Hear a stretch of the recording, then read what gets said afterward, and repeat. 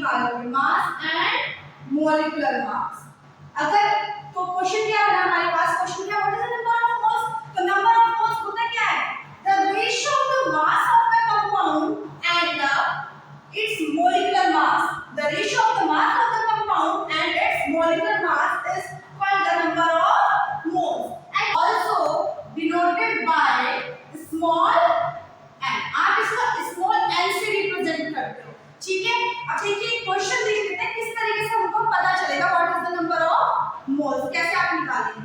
Suppose करो बेटा मैंने आपको क्या दे दिया, CaCO3 दे, ठीक है, और मैंने आपको कहा मेरे पास ये कंपाउंड 200 ग्राम प्रेजेंट है, कितने ग्राम, 200 ग्राम, और मैं आपसे पूछती हूँ what is the number of moles of calcium carbonate. तो बेटा आप क्या करोगे, कैल्शियम कार्बोनेट का देखिए मास उसने आपको दिया हुआ है, करेक्ट, तो फॉर्मूला हमारे पास क्या है, मास अपॉन मॉलिक्यूलर मास।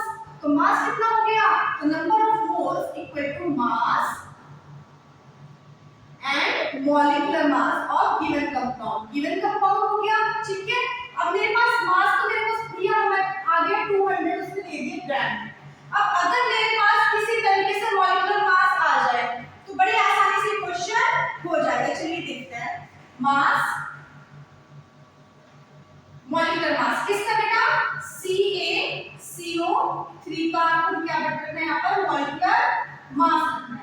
तो 200 ऊपर मास चल रहा है, मॉलिक्यूलर मास, कैल्शियम का एटॉमिक मास कितना होता है 40 इनटू कितने कैल्शियम बेटा यहाँ पर 1 प्लस कार्बन का एटॉमिक मास कितना होता है 12, कितने कार्बन है बेटा यहाँ पर 1, फिर प्लस ऑक्सीजन का एटॉमिक मास कितना होता है 16, करेक्ट, एंड कितने ऑक्सीजन एटम यहाँ पर 3, तो हमने इसके ऊपर रखा 200 एंड आप इसको जब सिंपलीफाई करेंगे आपके पास कुछ ऐसा बनकर आ जाएगा, करेक्ट। अब आप इसको ऐड करोगे तो 200 अपॉन 100, इसका एडिशन कितना आया 100, और इससे कैंसिल होकर आपके पास कितना आ गया बेटा 2 मोल आ गए।